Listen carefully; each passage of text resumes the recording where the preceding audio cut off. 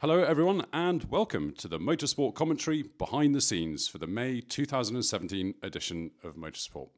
It's on sale now and you can find it at stockists near you as well as on our website at www.motorsportmagazine.com. You can also read, listen to, watch the digital edition and details about that can also be found on the website. If you want to avoid the stress of actually buying single copies, I can highly recommend subscribing. You get the magazine earlier than anyone else, and it's delivered direct to your door. Job done. So, joining me today is Simon Arron.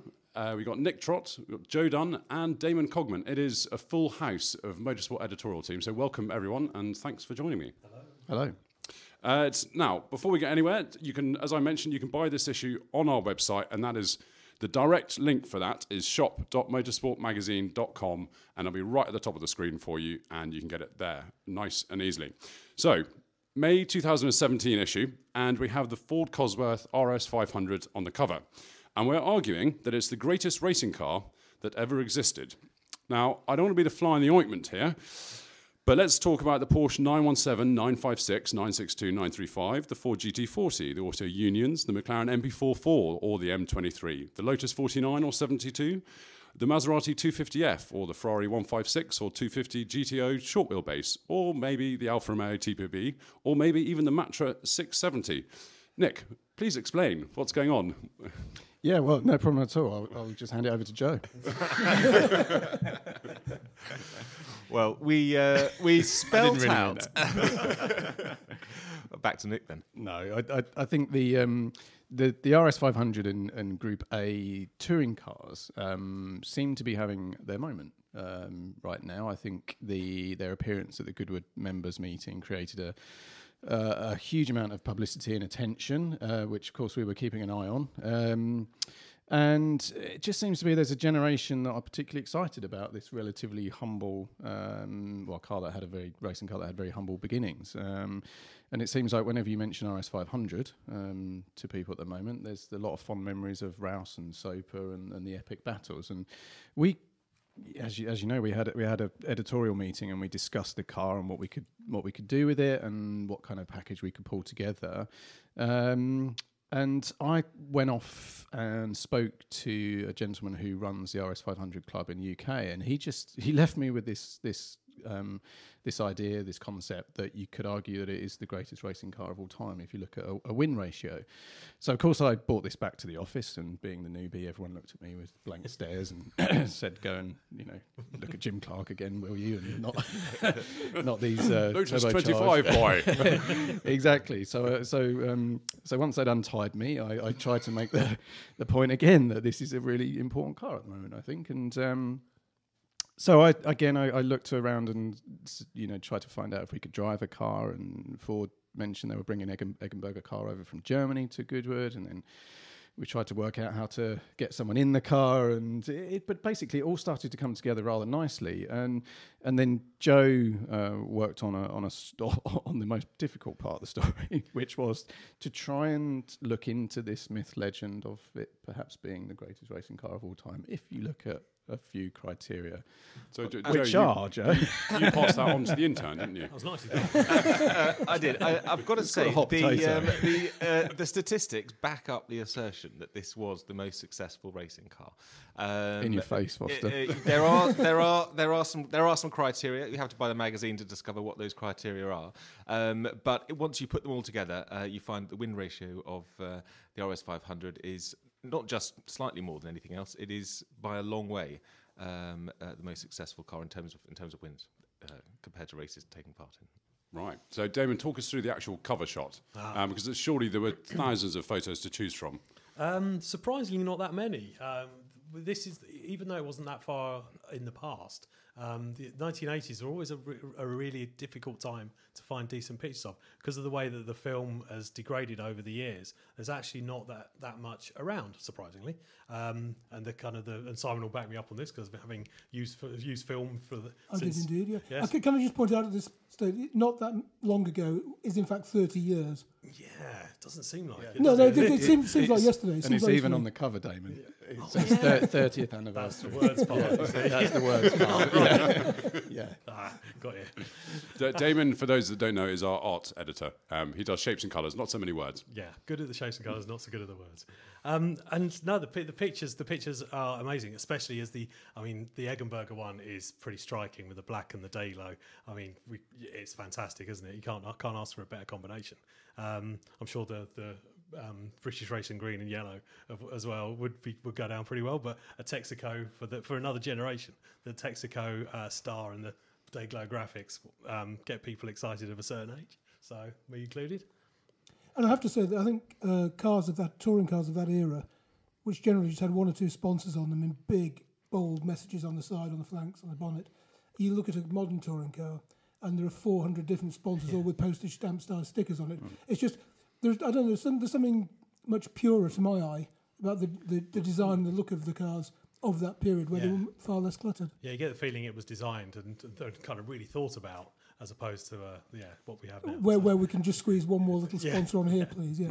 I think the sort of the period picture, actually talking about the quality of the picture, but that to my eyes makes the cover even better, because it sort of it dates the car properly. You immediately see that sort of the way the image is, and you can see that it's 30 years old, and the way that sort of sepia colour pictures from 60 years ago date a particular picture. So I think it's good that we've used a period shot.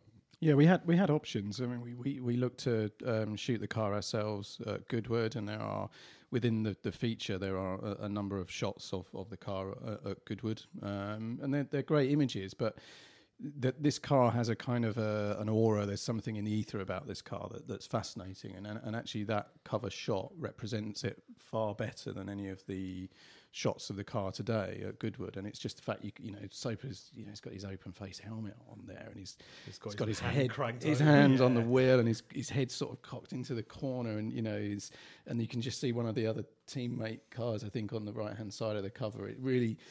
It's just something about that image, isn't there, that kind of teleports you back to that time. And it was also interesting. I mean, Dickie Meaden had the main conversation with Andy Rouse and Steve Soper, but I spoke to both of them as well, and the passion that they both still have for. I mean, they both said it was the highlight of their touring car careers, and let's face it, they both had very long and very durable and very successful touring car careers. But they both cited the RS 500 time just as the absolute apotheosis of that. Now, this issue is, of course, the one in which we pay tribute to the late John Surtees. It's always a very difficult task, paying tribute to someone like him, rider, team owner, driver, founder of the Henry Surtees Foundation. He did so much for motorsport and beyond. Nick, how do you begin to do something like this? Because, in situations like this, I'm always reminded of Jenks's sort of, I think, cop-out on Jim Clark's death, where he said, mere words are inadequate to express our feelings. And that was it. But, it's someone of a similar stature. So, how do you approach it? Yeah, I mean, the first thing, of course, is that when the news, hit us in the office, I think to a man, we were all broken-hearted. He's a towering figure in our world, and huge amount of admiration. I think a number of people felt he didn't receive the accolades he deserved during his lifespan. So first thing was this it was just the moment of shock, and in terms of the production of the magazine and the content we produced, we were halfway through a schedule, and there was an opportunity to respond in the best way that we could with the time available. But of course, the first thing we wanted to look at was on the digital side, because it was important that we could deliver some content on the website, which is your bag, Ed, and I think you did a really good job delivering that content. And then on the print side, it was Joe's suggestion. I mean, Doug and I knew John very well, and he was by far and away the best person to write that piece. And Joe worked with him and assembled some fantastic comments from some other people who had an association with John or the Henry Surtees Foundation, with Simon's assistance as well. And Simon made some great comments and proposed some great ideas about people we could talk to who were perhaps on the periphery of John's motorsport world, but were affected very positively by him and by the Henry Surtees Foundation. So in short, we got together and did the best we could, and hopefully that the readers will like what we've put together. Yeah, and we also dug into our own archive, which is obviously available online, and had a trawl through what we've said about John Surtees in the past and what he has said to us in the past. And it was quite fascinating going back, and you realise most of the quotes we found, the direct quotes from John, are from the mid-90s and onwards. You go back to the race reports and features, race reports from the 60s and 70s. Hardly any driver quotes, if any, at all. They just weren't. Jenks never used them, did he? No, just Jenks. I mean, he very technical, very interesting, but didn't quote the drivers ever. As far as I'm sure there must be one or two somewhere, but couldn't find a single driver quote from that period. But we had plenty of stuff of John talking in later years about his own career, and some fantastically revealing stuff. You know, everyone knows a lot of the stories. I think they're all pretty well summarised within the magazine, but. A sad task, but also rewarding because it is a very acute reminder of what a great sporting figure he is, present tense, and also the ridiculousness of the UK's honours system that a bloke with 8 World Championship titles, 7 on bikes, 1 in a car, isn't a knight. Yeah. Well, I second that thought. Rest in peace, John. I'm going to move on and look at Mark Hughes's content this month, and I'm wondering whether I'm sort of missing a week in my life because the Australian Grand Prix was only last weekend, and yet here we are with a paper magazine in front of us, a monthly magazine no less, with lots of coverage of the Australian Grand Prix. Nick, do you want to take us up on this? So, am I missing a week in my life, or what happened? Well, the magic of modern publishing. Yeah, well, I mean, we looked closely at the schedules, didn't we, Damon? Yeah. And Joe, and we realised that our print schedule didn't align with the first race, and so we looked at it and we thought the first race is super important. So, can we move the print schedule in order to include the first race? So we did, and it's not. I've made it sound very easy, but it's actually really hard when you're trying to move a print slot, and there's always a cost imperative. And but either way, we thought it was worthwhile. So we pushed our print deadline so that we can include the copy from Mark, and Mark, absolutely did an amazing job because he effectively wrote through the night. To deliver Did we work out how many words he actually wrote after the Grand Prix? Because he did a 4,500 words Grand Prix report for the website, plus all the magazine stuff. So he must have been... It was touching 8,000, I think. Yeah, 8,000 words in an evening. Yeah, and of course none of the words were wasted either. This was Mark, so it was all beautifully done. But, I mean, Damon deserves some real credit here because he looked closely at the... Really? It's true, yeah. Breaking news. First time for something. Cheers, guys. It's National Bullying Week. Yeah.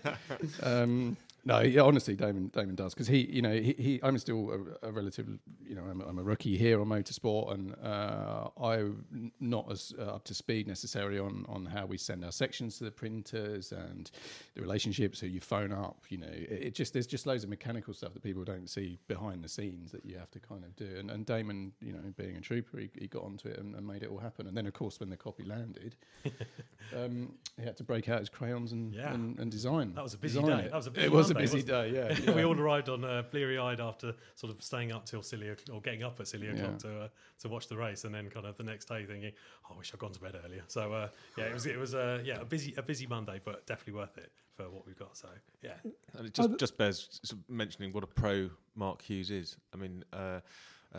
Obviously, you take it for granted when you read it on the page, but he turned that copy round. He filed it exactly when he said he would. He stuck rigidly to the brief. He included all the different elements that we'd spoken about and emailed about, and it was just absolutely spot on and arrived. It was in our inbox waiting for us on Monday morning.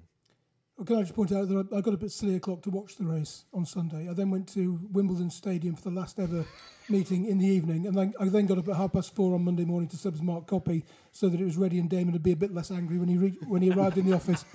at 9:15. Myself, Great job from basically. I was out the office at a meeting on that Monday morning. So okay, I'll revise it. Great job from Joe, Simon, and Damien, and a good job from me for being away from the office while all of this was happening. Absolutely nailed that. Right, well, before we go on and talk about some of the other columnists this month, I just wanted to mention that the Hall of Fame tickets are now available. So you can come and join us for a star-studded evening, and you can buy the tickets on the website. Also, if you haven't voted for your racing hero yet, there is only 1 week left. So if you want to say and who actually gets inducted, then you can vote now on motorsportmagazine.com/Hall of Fame. And if you want to be kept up to date with all the celebrity guests that are being announced soon, then you can sign up to the newsletter there and you won't miss anything at all. But do go on and vote because you do genuinely actually get a say in who's inducted. Right, moving on to Dickie Meaden. To Nick. So Dickie this month he's looking back slightly with rose-tinted glasses on sort of racing of the past and things, but he goes on to talk about how exciting the WRC is. You obviously went to the opening round, and I think the new cars are dramatic. They are exciting, aren't they? Yeah, they are. There's this really interesting concept that's going around at the moment about the increased performance of racing and rally cars and whether you can actually witness it or not. And of course on TV, I think having watched the Australian Grand Prix, there were maybe a couple of corners where you went, well, they look pretty quick through there, and the onboards certainly looked slightly more aggressive. But you can only really see it when you're actually there. So I think we all want to be closer to the cars, don't we? And in rallying, you get that. And we had a conversation in the office the other day about the 30 metres that you are away from the racetrack in Formula One, and how we all want to get closer. And Dickie's just covered the subject beautifully, really. And he's looking at it from a historic perspective as well, because of his historic racing. So yeah, it's interesting. This idea that speed isn't necessarily commensurate with entertainment. So. But Simon's probably got more experience than me. I mean, I'm sure the most spectacular cars you've ever seen on a race circuit have not necessarily been the fastest. No, absolutely. I mean, in terms of sheer violence and spectacle, drag race, the top fuel drag races, which are very fast, obviously. I mean, there's very little to match them in terms of kind of sensory overload. But if you want pure racing, something, and I've written about it in past columns, but something with more power than, it's all obvious stuff, more power than grip and no aero. I mean, you look at legends. A few of us went to the truck race meeting at Brands Hatch last weekend. Damon was there on the Sunday. I was there on Saturday. After the Grand Prix. No wonder you're all knackered come Monday. I mean, you've already got yourselves to blame, haven't you? Yeah, it was good. Yeah, it was good. Cool. Anyway, but I mean, the little legends races. I mean, they hunt in packs of 10 or 12 all the time. Yeah. There's loads of overtaking. Historic Formula Ford is the same. Yeah. I mean, it was fantastically exciting when the cars were new in 1971. It's fantastically exciting now. You frequently get top 3 or 4 cars covered by less than half a second, and it's good, clean, hard racing. None of them want to hurt themselves. None of them want to damage the cars because they can't afford it because they're amateur racers. So they respect each other, and it's absolutely fantastic to watch. And at places like Brands Hatch Indy Circuit, the punters can get close still, and it's that all adds to it. They're not the loudest things in the world, but as a just a form of entertainment, it's second to none. Now, I am worried that we do have a time limit on this, and we haven't even sort of got to the features yet, bar the RS one. So I'm just going to sort of mention some of the rest of the columns. Obviously, we've got Richard Williams, and he is talking about the shift of power in 1957 in the Formula One season, sort of from the Italian teams at the start to the British outfit, Vanwall and Stirling Moss, which is an appropriate piece in light of Ferrari toppling Mercedes in Australia. I've just seen Nick raise an eyebrow. Do you want to add something to that? Yeah, Richard's going to be writing for us, writing a column for the rest of the year, which is good news. We had a discussion this week, and the columns are great. He worked with Joe before I started, and Joe commissioned his first column, and I'm really pleased to say that he's going to be working with us throughout this year. So good news. We're all pleased, and I quite like the fact that this particular column just sort of talks about the make, do, and mend kind of British mentality, which allowed it to the shed tinkerers who actually then came to dominate the sport at the end of the 1950s. And I thought it was quite apt that it happened in the same month as Brexit. There might be some hope for us yet. We then go on to Matt Oxley, and he's written a great piece about Wayne Gardner. I'm just going to read a small quote out here from the man himself, just because it's such a wonderful insight into sort of racing in those days, but particularly motorcycle racing. After the race, I'd be dying for a beer. I'm a typical Australian. I'd worked up a thirst, so I'd have a beer. Later on, there'd be a barbecue, or we'd end up trashing in my motorhome or someone else's. which is you don't get that in MotoGP nowadays, but typically excellent stuff from Matt. We've obviously talked about the RS featured at the front, so I'm fast forwarding to page 90 here, and feature that Dickie has done on the Aston Martin GTE car. This particular chassis is called the Dane Train. So called because it's filled with Danish drivers, but it's had a remarkable history, this car, Simon, hasn't it? It has. It's won a whole string of championships over the last 2 or 3 years. And I just think modern GT cars, people say modern motor racing is dull. We were talking before about spectacle. Watching a pack of GT cars, I mean, most GT races nowadays seem to have at least 35 or 40 cars in them. Wonderful to behold, lovely thing to look at. And that's just a very successful example of the breed. Yeah. And Dickie's actually got behind the wheel of this and driven it. Yeah, I think we're going to be seeing over the next few months or so, we're going to see Dickie and a few others driving some of these really important racing cars. And Dickie's more than qualified to be able to assess the performance of a car like this, because he can always get within, well, often a few tenths of the factory drivers. He really is a fantastic driver, and his writing is also exceptional. So I was in an event last year. It'd be terribly embarrassed me raising this, but I was in an event last year where we had an Aston Martin Vulcan, and a works driver took it out around the track and set a benchmark lap time, and then Dickie, who'd never seen the car, sat in one before, jumped in and was within 6/10 of the factory driver in a Vulcan. So it's quite impressive. Yeah, and then of course he jumps out of the car and he's able to express, very eloquently how the car behaves, and he's done a great job here.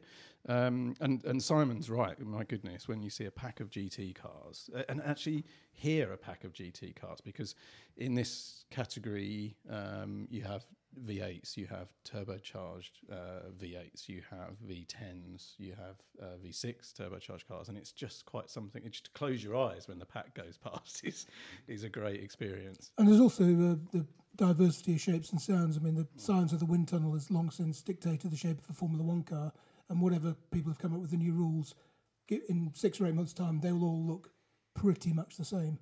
GTs don't, and that's one of the things I really like about it. Especially the Bentley and the Aston Martins, which seem quite sort of blunt. And you kind of see the sort of Ferrari equivalent. It's like, wow, they're in the same class even. It's amazing. Yeah, and I have to say, one of the things when I'm at Alton Park, which is quite a lot. And You've been to Alton Park? Once or twice, yeah. Really? Okay. You should tell us. I'm standing taking photographs at Hilltop as the cars come out of Lodge Corner and then onto the pit straight. You can actually stand with your elbow more or less on top of the Armco as they come with the wide-angle lens as they come past.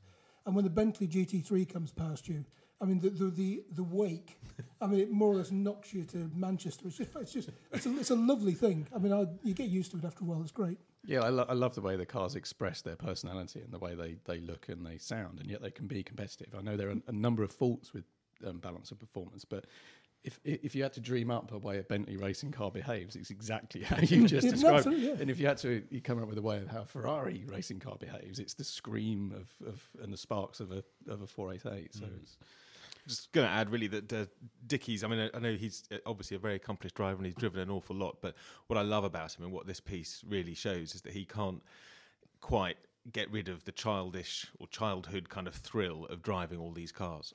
So when you read his piece, he kind of talks about it almost done in like a dream sequence, and he wakes up at the end and the spell is broken as he gets out of the car. And it's that sort of just absolute love of what he does, and he hasn't lost that, even though he's driven everything, and he could be kind of hardened to it, and he's not. He's just still so enthusiastic, and that really comes across in this piece particularly, I think. Yeah, I think we'd all hate him if he wasn't such a lovely guy, wouldn't we? Right, well, before we talk about the Ross Brawn interview, exciting news. For those that remember 1960s in Focus and 1970s in Focus, there's another one coming, and this one is called Le Mans in Focus. No prizes for guessing what it's about, but Expect what came before, some absolutely beautiful unseen images, and it's sort of packed full of beauty, isn't it, Damon, of In Focus series? It is. I've just got to get the 400 odd pictures down to about 100 or so to fit in. Then we'll be okay. But they are all amazing. So it will be. It's a great product. I love putting it together. It's a real labour of love. So I can't wait for it to be finished. Yeah. Well, you can actually pre-order. Sorry, Simon. You can pre-order it at the website, which is motorsportmagazine.com, and that's /shop. You can pre-order, and it will be available very soon. Sorry, Simon. Yes, I was going to say I'm really looking forward to capturing the bloody things as well. Take a couple of days. We really do love doing it here. It's one of our favourite jobs. So the Ross Brawn interview.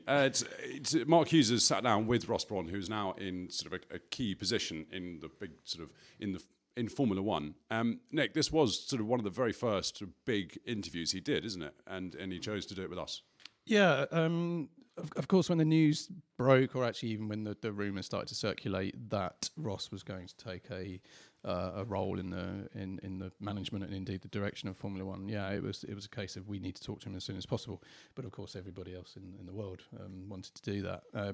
Mark, being Mark and having a great relationship with a lot of the key figures in the sport, managed to talk to Ross pretty much directly and arrange a time to sit down and talk. And I'm pretty sure we got it first, didn't we? I mean, our schedule, we may have published second, but they're just details. Mere details. Sure we got it first. Yeah, we got him at. We spoke to him at Barcelona, or in Barcelona during testing, and had a one-on-one sit down with him, which was great. What does everyone think? Is it the right man for the job? 100%. Yeah, I'd concur completely. I mean, he's just his wealth of experience in all domains. I mean, running a business, running a team, everything. His understanding of the sport, sports cars and Formula One, is just vast. But it's worth noting that not a lot is going to change in the next few years, is it? I mean, really, the big change he's looking for is 2020. Well, you can't. I mean, it's so everything is so entrenched the way it is at the moment. It'll be like Brexit. I mean, trying to untangle everything. Everyone says 2 years. It'll probably take 10. I mean, this could take a time because you've got to recondition people's thinking, and that will take time. Yeah, and we do get a bit of an insight into the way Ross Brawn is thinking about the future of Formula One in this piece. Yeah, he's very clever in the way that he presents his information, and he's teased a few elements that, in the way that he teased the Race of Champions concept earlier on in the year, he's teased a few things that are clearly there for us all to think about. You know, the first thing for me is watching Australia, how we desperately needed another 2 to 4 cars on that grid. No matter the quality of racing or anything else, it just looked too sparse to be the foremost motor racing event in the world. So he's certainly got the biggest job, but there's no bigger brain, I think, to solve the myriad of problems with F1. Well, he certainly talks about spending caps in this piece, and he's the key thing I think that he's talking about as well is that he is thinking things through. So he's not just coming to knee-jerk reactions or sort of off-the-wall ideas about what might work, and they end up not working, as we may have seen, with the rule changes this season. But he's thinking really deeply about how things can work in the long term and planning it. And that's very much his style, and I think that'll come out to we'll see that playing out over the next few years. Yeah. Exciting times. One snippet as well that he hints at is that he when he took the job, he doesn't say so in as many words, but it's pretty clear reading between the lines that he said it was either him or Bernie, which was the reason that. That Bernie has sort of sped up the exit, moved upstairs when it came to Liberty, asking Ross to take the job. Fast forwarding on to page 108, and we've got a piece here called Land of the Rising Suns, and Darren Cox has actually written this, and it's on Japan's Super Formula, which used to provide plenty of Formula One drives, but sort of went through a little bit of a dip. It seems to have changed. Certainly, Stoffel Van Dorn is a big name that's been there recently. Simon, knowing you've probably been to all of these races. All but 2. Yeah, Super Formula doesn't do Alton Park or Mallory, I'm afraid. No, it's not worth going to. But I have. Give it time, Simon. During my privileged time as a Formula One correspondent, I did go to Suzuka many times, and in the last couple of years, Super Formula did support the Japanese Grand Prix, so I have seen the cars. and they are impressive. They are quick. I mean, because of the tyres, they're probably a little bit quicker than GP2. I mean, there was a time 20 odd years ago when Japanese Formula 3000, as it was called then, I mean, the qualifying tyres they had were so soft that I think Hans-Harald Frentzen once qualified on pole at a time that had put him 6th or 7th on the Japanese Grand Prix grid. I mean, they couldn't race at that pace. But that's always been part of the Japanese culture, the tyre technology. And Formula Nippon was very strong for a while, went through a dip, and as you say, it's now coming back. McLaren plays Stoffel Van Dorn in Super Formula to keep himself race fit while they're waiting for an F1 seat to arise. And this year Red Bull has done exactly the same with Pierre Gasly, GP2 champion last year, who'll be up against some very stiff opposition, Andre Lotterer, guys like that, in Super Formula this year. And it is on the rise again. I think it's good crowds. Yeah. And it's the return of Darren Cox as well as a writer. Yeah, so Darren, with his involvement with Nismo, spent a lot of time in Japan, knows the Japanese working culture, the positives and the negatives of it. And he worked closely with Jan Mardenborough on the GT Academy Gamer to Racer. And of course, Jan is racing in Super Formula this year, and Jan's a star. This is a guy who was plucked from his bedroom in Cardiff, and he's delivered in every single car. His stellar performances at Le Mans. And he was second in the Japanese F3 Championship last year, which is no mean feat. Yeah, exactly. And I think it's interesting that we've got this. We talked about it the other day, actually, in the office about the fact that Max Verstappen is kind of bringing the average age of Formula One drivers down, and then drivers that are over 22 are considered old farts and are past it. And you've got guys like Jan who are qualified for Formula One, and Dean Stoneman, and some of these absolutely scintillating drivers that are almost considered over the hill. But I'm hoping, because Jan's such a fantastic driver, great story, that this could really propel him into F1, where I personally believe he belongs, with Gasly. Now, before we come on to lunch with, I'm going to come to you, Simon, on that one. Because I like lunches. Yes, exactly. Yeah, and you had lunch with this particular person. Probably more of the latter than the former. So I must tell you all about the Hall of Fame auction preview drinks. H&H Classics Woodcote Park auction is taking place at the Royal Automobile Club the day before the Hall of Fame event. On June the 5th, we're going to host a special auction preview evening, which will give you the chance to look at all the lots while enjoying the club's grounds at Woodcote Park. You can buy tickets for this and the preview drinks, and it only costs £17. Money well spent, I would say. Again, just go to the website, motorsportmagazine.com/Hall of Fame. Okay, lunch with Malcolm Wilson. Simon, how were your West Coast scallops, lamb, what else? Sticky toffee pudding, all washed down with puy fisse? No, that's Malcolm's. That was Malcolm. What did you? I guarantee you didn't have a salad. I went for the veggie option. The photographer's job is to order the same meal as the guest, and he was very relieved that Malcolm was the guest and he wasn't, because the photographer takes pictures of the meal. I've always wondered that. So you don't stop the guest eating? No. So what, we're paying for 2 lunches? Well, 3 if you include three if you include Simon's, yeah. Well, that's it. That's the end of lunch with, I'm afraid. Sorry. Throwing money at it all. That is, sorry. So Damon, you ordered 2 sets of the guest's lunch. Yeah. So the photographer will sit just off to one side from where the guys are actually having their conversation. He will order the same. Breaking news. This is like, my goodness. Brexit and Trump. You've not read the expenses. I am now. I have always wondered how awkward it must be when the guest got his food, but then the photographer said, "No, hang on, wait, no," sort of just with a fork halfway to his mouth. Anyway, Simon, tell us about the lunch with and the 3 lunches. Yeah, well, yes. I mean, yes, I did go, as I say, for the veggie option, but. Malcolm was fascinating. It was an absolutely lovely setting, northern edge of Ullswater. It was a beautiful day. I arrived 2 hours early and went. Slightly poignant for me because my mum had passed away the previous day, and I arrived early and just went for a walk in the hills to gather my thoughts, and then met Malcolm for lunch. And it was a lovely sunny day when I arrived. But being the Lake District, by the time Malcolm arrived, it was a force 8 gale. Ullswater was more or less hitting the hotel windows because the wash was so vicious. But we sat down and if I hadn't had to drive back to Kent that day, I might still be sitting there chatting, because Malcolm is a fascinating guy. I mean, a Ford man through and through, but he's building his own escorts and stuff from the age of 10 or 11. tinkering in his parents' scrapyard. And, 50 years on, he's running the Ford World Rally Championship team, having driven Fords for the best part of 20 years, and he's now run the WRC team for 20 years.